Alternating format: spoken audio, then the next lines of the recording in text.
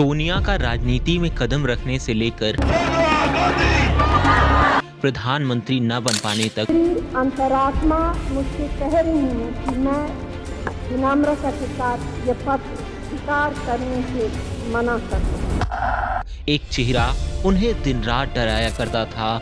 वो चेहरा किसी साये की तरह सोनिया का इस कदर पीछा करता कि जब 1998 में कांग्रेस आला कमान सोनिया को पॉलिटिक्स में लॉन्च करने का डिसाइड करती है और बिना किसी भी पार्टी को भनक लगे सेफ मानी जा रही कर्नाटक की बेल्लारी सीट से उन्हें नॉमिनेशन के लास्ट दिन मैदान में उतारती है, तो उसी लास्ट दिन शाम होते होते नामांकन से महज चंद घंटों पहले वही चेहरा सोनिया को अपने विपक्ष में खड़ा मिलता है। और फिर 2004 में अटल बिहारी के साइनिंग इंडिया नारे को फेल करते हुए सोनिया के चेहरे पर कांग्रेस ने इलेक्शन जीता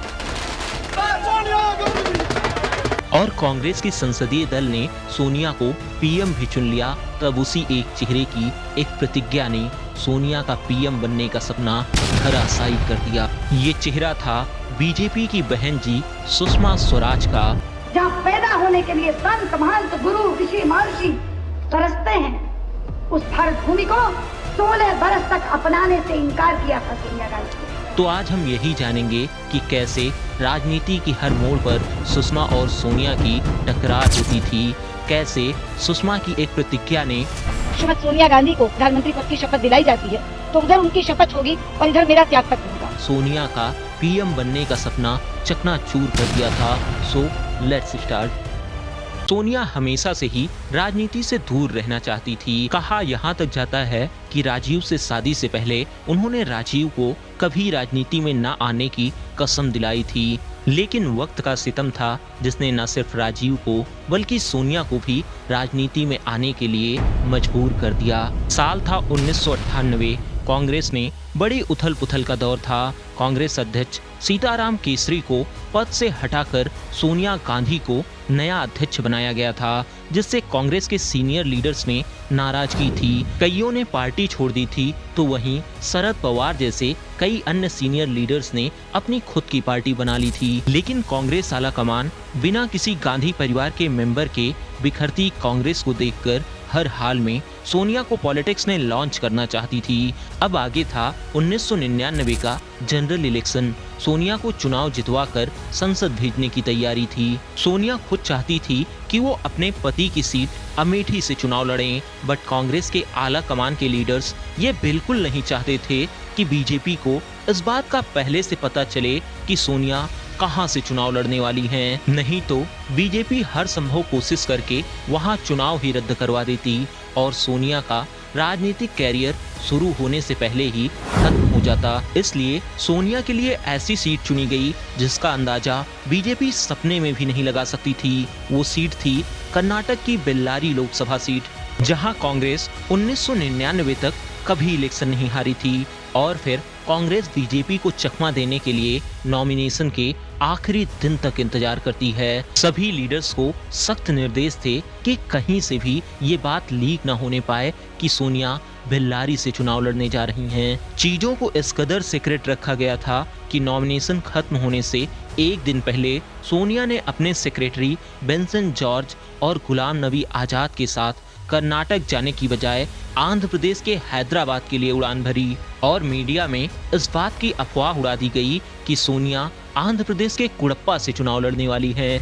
लेकिन कहीं ना कहीं से मीडिया को भनक लग गई थी कि शायद सोनिया बेल्लारी से चुनाव लड़ने जा रही हैं। इसलिए जैसे ही सोनिया हैदराबाद पहुंची तो मीडिया ने उन्हें घेर लिया। सोनिया से क्वेश्चन करा गया कि क्या आप बेल्लारी से चुनाव लड़ने जा रही हैं, तो सोनिया के बगल में खड़े गुलाम नबी आजाद ने जवाब देते हुए कहा, बिल्कुल नहीं। अगर इन्हें बेल्लारी से ही चुनाव लड़ना होता तो ये हैदराबाद में क्या कर रही होती।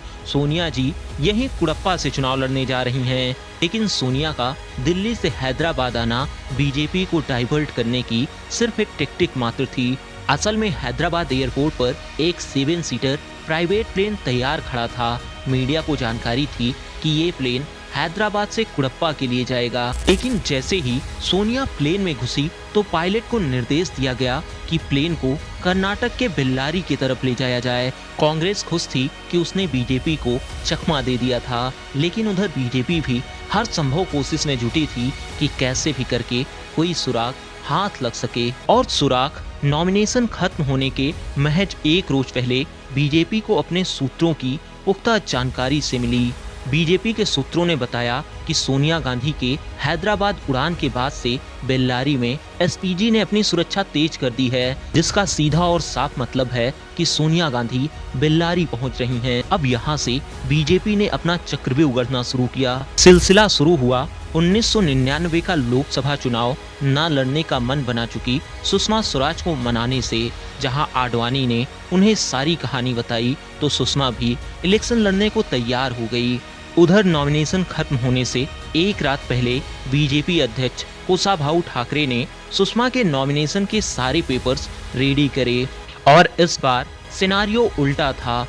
बीजेपी चाहती थी कि कांग्रेस को इस बात की भनक न लगने पाए कि सुषमा स्वराज सोनिया के विरुद्ध बेल्लारी से चुनाव लड़ने जा रही हैं, नहीं तो कांग्रेस सोनिया को किसी और सीट से चुनाव लड़ा देती। इसीलिए नॉमिनेशन के दिन सुबह सुषमा को कॉमर्शियल प्लेन से हैदराबाद भेजा जाता है, जिससे कांग्रेस को लगे कि सुषमा कुड़प्पा से चुनाव लड़ने जा रही हैं। लेकिन हैदराबाद में सुषमा के लिए भी प्राइवेट प्लेन की व्यवस्था थी, जिससे वो दोपहर 12 बजे बेल्लारी पहुंच जाती हैं। उधर सोनिया गांधी नामांकन भर चुकी थी और अब इधर शाम के 3 बजते बजते सुषमा ने भी नामांकन भर दिया था। अब कांग्रेस की स्ट्रेटजी फेल हो चुकी थी। कांग्रेस को जिस बात का डर था वही हुआ था, इसलिए अब कांग्रेस ने अमेठी से भी सोनिया का नामांकन भरवा दिया। अब बेल्लारी सीट देश की राजनीति का एक सेंटर बन चुका था, जहां बीजेपी ने देसी बेटी वर्सेस विदेशी बहू का एग्रेसिव स्लोगन दिया।